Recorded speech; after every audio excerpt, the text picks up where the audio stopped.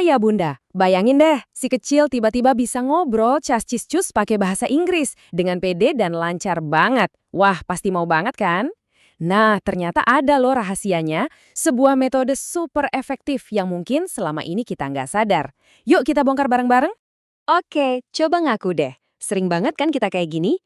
Lihat kucing lewat, langsung bilang, "Look, cat, cat itu kucing." Atau pas lagi main, "Ini ball, ball itu bola." Kayaknya sih ini cara paling logis ya buat ngajarin anak. Tapi gimana kalau saya bilang, cara ini justru jadi penghambat buat si kecil? Yaps, ayah bunda. Percaya nggak percaya, metode menerjemahkan kata per kata tadi itu ternyata sebuah kesalahan fatal. Loh kok bisa? Karena tanpa kita sadari, kita tuh bukan ngajarin mereka ngobrol, tapi malah mengubah mereka jadi kamus berjalan. Masalah utamanya tuh di sini. Anak jadi punya segudang hafalan kata, tapi pas disuruh merangkai jadi kalimat, bingung. Dia tahu kata cat, tahu kata hungry, tapi nggak bisa secara spontan ngomong the cat is hungry.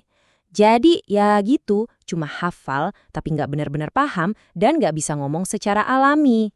Dan yang lebih serem lagi, dampaknya bukan cuma soal teknis bahasa loh. Mode kamus ini seringkali bikin suasana belajar jadi kayak ujian. Ayo, coba bahasa Inggrisnya pintu apa? Nah, suasana yang penuh tekanan kayak gini, pelan-pelan bikin anak jadi antipati. Dari yang tadinya dipaksa, ujung-ujungnya malah jadi nolak dan nggak suka sama bahasa Inggris. Nah, di sini kelihatan banget bedanya. Coba deh lihat, di kiri ada mode kamus yang kaku, bikin stres, dan intinya nggak ngajarin percakapan. Sekarang bandingin sama yang di kanan, metode alami. Prosesnya seru kayak main, fokusnya niruin frasa utuh, dan tujuannya langsung komunikasi. Jomplang banget kan hasilnya. Terus, solusinya gimana dong? Jawabannya tuh simpel banget. Kita cuma perlu kembali ke cara paling dasar, yaitu metode alami manusia. Ya, ini adalah cara otak kita semua, terutama anak-anak, dirancang buat belajar bahasa. Coba deh inget-inget, pas si kecil belajar ngomong bahasa Indonesia, apa kita ajarin? Ini IBU, ini MAU, ini MAKAN. Enggak kan? Dan prinsip dasarnya tuh cuma ini, seperti yang dijelasin di buku Smart Kids Speak. Kuncinya cuma 2 kata ajaib, peniruan dan pengulangan.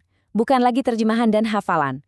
Anak itu niru apa yang kita omongin, terus mereka ulang-ulang terus. Persis, plek ketiplek kayak mereka belajar bahasa ibu mereka. Nah, inilah yang namanya pembelajaran kontekstual.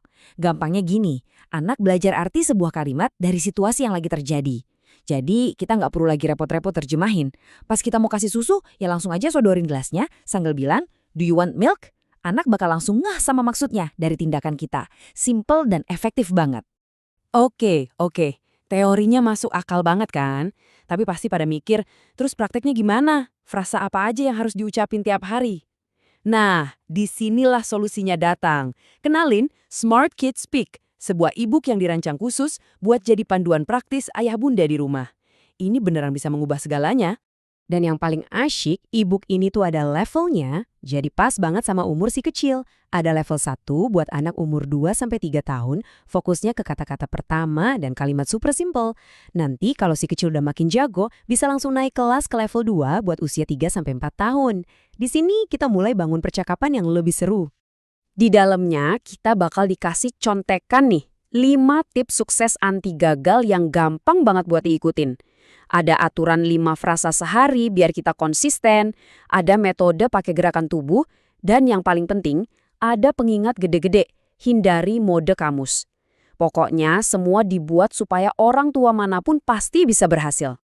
Terus kalau kita konsisten ngikutin metodenya, hasilnya bakal gimana? Ya udah, siap-siap aja dengerin si kecil jadi cas-cis-cus. Kita bakal lihat sendiri perjalanannya. Dari yang tadinya cuma bisa 1-2 kata, tahu-tahu udah bisa ngerangkai kalimat utuh dengan super percaya diri. Perjalanan ini kita mulai dari level 1. Ini pondasinya. Anak bakal dibiasain sama frasa-frasa dasar yang dipakai setiap hari. Kayak hello, thank you, atau I'm hungry.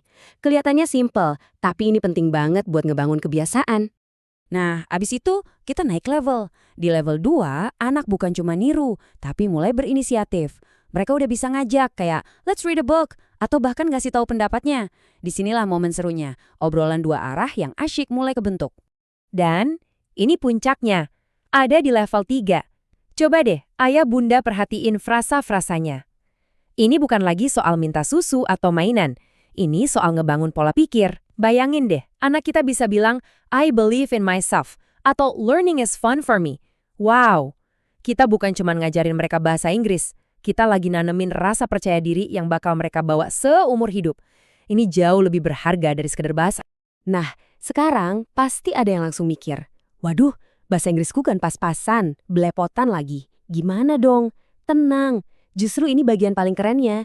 Ayah bunda sama sekali nggak perlu jago bahasa Inggris buat ngebimbing si kecil pakai metode ini. Kok bisa? Nih rahasianya. Setiap satu frasa di dalam ebook Smart Kids Speak ini ada kolom cara baca yang ditulis pakai ejaan bahasa Indonesia. Gampang banget. Misalnya, thank you ditulis thank you. Jadi, kita sebagai orang tua bisa ngucapinnya dengan pede dan intonasi yang benar. Dan si kecil bakal niru dengan tepat. Fitur ini benar-benar game changer banget. Jadi gimana? Pertanyaannya sekarang bukan lagi bagaimana caranya, tapi apakah Anda siap? Siap mengubah sesi belajar yang tadinya kaku dan penuh paksaan menjadi momen bonding keluarga yang super seru, menyenangkan, dan efektif banget? Kalau jawabannya ya, ini adalah langkah pertama Anda. Jangan tunda lagi kesempatan emas buat ngasih hadiah bahasa dan kepercayaan diri buat si kecil. Yuk, mulai perjalanan seru ini bareng anak Anda hari ini juga.